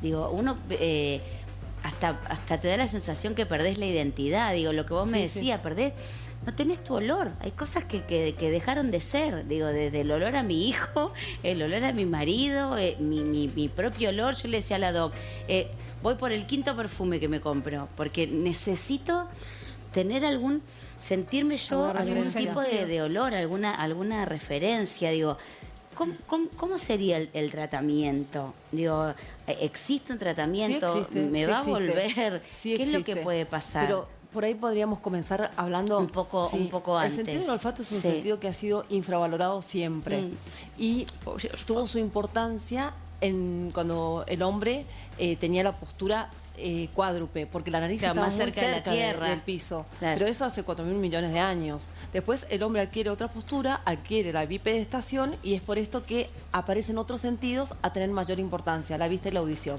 Claro. Pero no obstante eso, el sentido del olfato es un sentido maravilloso, impactante y los olores están invisibilizados. Recién ahora que está pasando esto, el olfato que tenía un escepticismo, hoy adquiere un protagonismo. Y como vos decías al comienzo, yo al comienzo de la pandemia fui invitada acá varias veces. Claro, cuando hablamos acá. Lo hablaba porque la anosmia, que es la falta de olfato, es una alteración cuantitativa, falta total del olfato. Es espantoso. Que aparezca de manera brusca, repentina y súbita, solamente se da ante situaciones que pueden ser infecciones virales. Hay virus 200, pero la más común, la que se veía, era la producida por la gripe, que es producida por un virus que se llama influenza, y por el rinovirus, que produce el resfrío. Claro. Esas patologías producen pérdida del olfato y se llaman anosmias posvirales. Sí, otra causa de anosmia, ya termino, otra causa de anosmia es el traumatismo. Vos te caes, te lastimás, se lesionó algo, te quedaste sin olfato. Y otra causa son los tumores. Hay tumores que son los meningiomas y hay otro que es específico del epitelio olfatorio que se llama estesioneuroblastoma. Después están las hiposmias, pero ya no entrarían dentro de la pandemia. Claro. Por eso es que al comienzo se empezaba a hablar de las diferencias entre gripe, resfrío, si había olfato. No, acá se pierde el olfato de manera abrupta. Sí. La gente, los testimonios de los pacientes me acuerdo el momento en que dejé de oler y de sentir sabor. Pacientes que me han dicho, fui al chino a reclamar la galletita porque no la sentí. Sí. No, pero es que aparte es como, viste, mucha gente te dice, no, pero me parece que estoy perdiendo el olfato, entonces a lo mejor... No, yo digo, cuando se te va el olfato, se te va la vida junto con el olfato, porque todo deja de tener olor, todo deja de tener identidad, es clave el tema del olfato. Lo que digo, pasa parece una obviedad, pero te juro que pero es un sistema de alarma, de vigilancia ante la fuga de gas, ante la presencia de humo. Cuando hablaba con Gasulla, yo lo conté, digo, se me estaban quemando los huevos al fuego, era todo un humo, todo explotado y yo nunca me enteré, no había olor, no a los sentía pacientes el olor. hay que pedir, primero hay que escuchar mucho al paciente.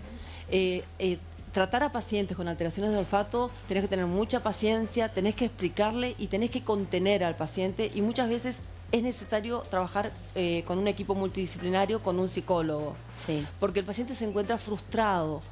el olfato da también el 80% del sabor. Entonces, no solo no huele, sino muchas veces deja de sentir lo apetitoso que puede ser cierta comida o cierta bebida, que no es lo mismo que el sentido del gusto. El sentido del gusto es otra cosa. Es otra cosa. El gusto es el dulce, salado, ácido, amargo, y hay un gusto nuevo que se llama umami, que fue descubierto por un japonés Ikeda, y que es el gusto de las comidas asiáticas, tipo sushi, la soya, que es más bien una cosa sabrosa, caldosa, una cosa así. Eso es totalmente aparte. Acá lo que se pierde es el olfato y el sabor. Entonces, la gente tiende a comer siempre lo mismo porque le resulta todo acartonado. Muchos refieren que comen algo y le parece tipo suela. Y aparece otro problema. En casa no puedo cocinar porque dice que hago todo salado. ¿Qué sé yo?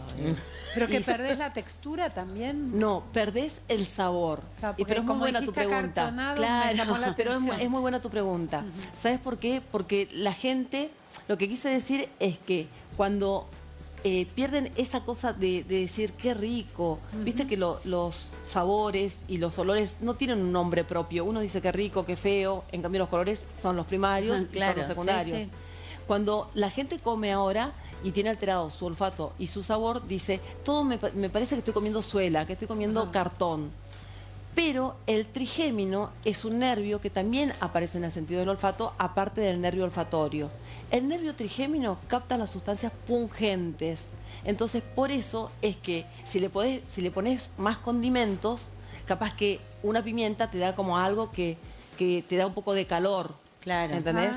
O el ejemplo que hablábamos antes, la gente está tomando mucha agua gasificada y mucho champán. Claro, porque yo le comentaba a la doc que empecé a comer cosas y a tomar champán, por ejemplo, me como kilos. Señora, borracha. ¿Usted le va a echar la culpa al COVID de algo que conocemos hace años? Porque mis amigos me gastan en la radio todo. No, porque la gente cuando pierde el olfato adelgaza. Minga, yo no, a mí el hambre no se me va y el hambre no tiene que ver con el olfato. Así que terminemos con eso. Es que es muy cierto, la gente come porque tiene hambre. Kilos de helado dulce de leche y a mí el helado dulce de leche no me gusta. Pero es lo único que me...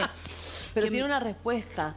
Tu gusto está bien y el dulce lo tenés bien. Entonces, por eso, al comer o al ingerir algo dulce, sentís cierto placer. Claro, porque es desesperante. Es realmente... La gente está muy frustrada. Está frustrada, muy frustrada, y por eso te digo, hay que prestar mucho el oído y tratar de contener. Sí. Y ahora, Doc, ¿cómo sería...? Yo ahora te explico esto, pero ¿sabes qué? Quiero ir a las otras alteraciones cualitativas porque la gente está un poco confundida.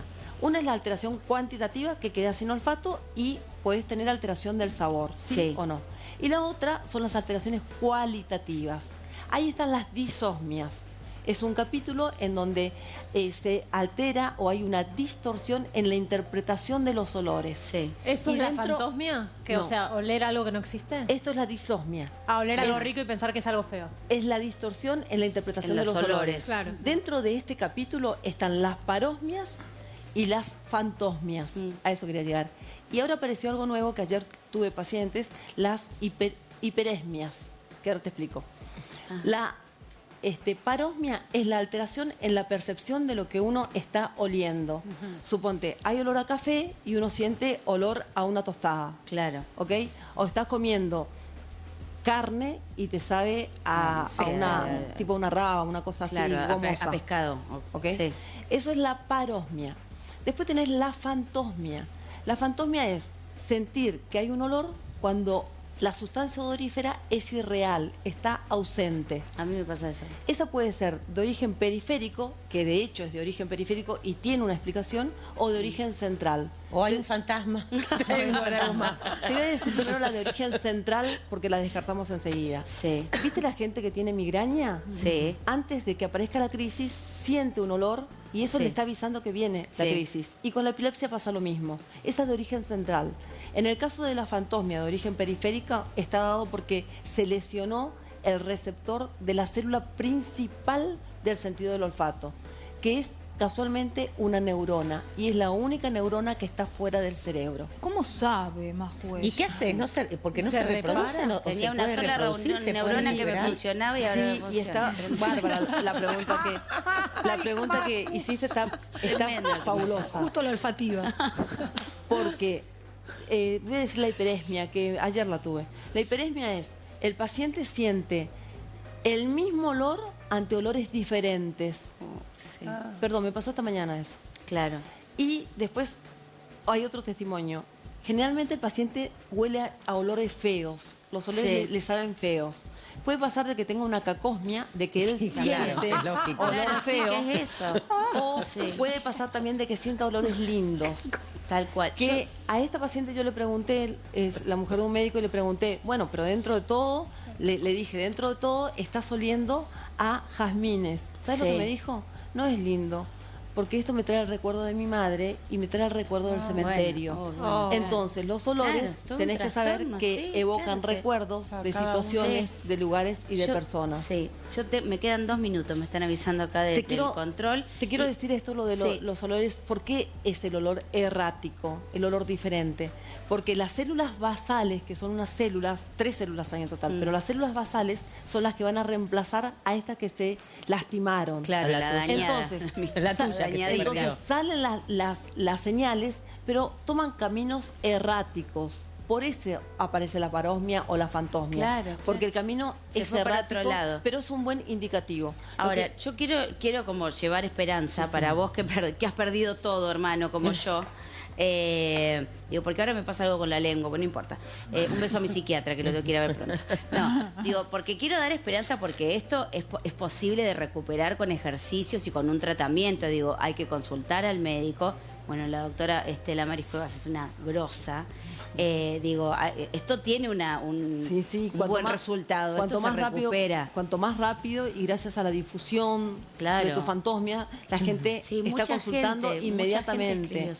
Pero sí hay tratamientos, se indican neuroregeneradores para que ese receptor se regenere de nuevo, y son antioxidantes la gran mayoría, que sacan los radicales libres para que vaya el olor. Perfecto, claro. Y se usan muchos complejos vitamínicos, B1, B6, B12, se usa la vitamina A, el zinc, y también dentro de las comidas, las que son también antioxidantes, las semillas de lino, de girasol, el chiá. Una genia, la doctora, que venga todos los días, que venga todos los días, una que sabe. Y aparte, mira qué bonita que viene siempre vestida. A ver, quiero ver si llegamos a 1 o 2. Porque, perdón, ya me porto bien. Te lo dejo para ver que... me voy a poner acá, chicos, perdón, diré. Cuidado las rodillas, que vas a arreglar la nariz, pero... Nada. ¿Qué carita pones? Pero aunque sea adivinada, adivinada. Tira cualquiera. Era la fantomia nomás. ¿Sentís algo? Pero muy lejos, pero tipo en Corrientes. Sí. Y si te tiro 2 opciones... Menta. Sí, señora. Bien, bravo. Pero te estoy hablando de... Pero muy bien. Con mucho esfuerzo. Muy bien. Acá hay que trabajar muchísimo con la rehabilitación. Ahora. Y te voy a dar otro que es probable que lo puedas reconocer. Pero muy, o sea, hace mucho, ¿sabes qué? No tengo la sensación del olor cerca. Todo es como lejano. Como cuando tenía el culo duro. Es tan lejano como cuando tenía la cola en su lugar.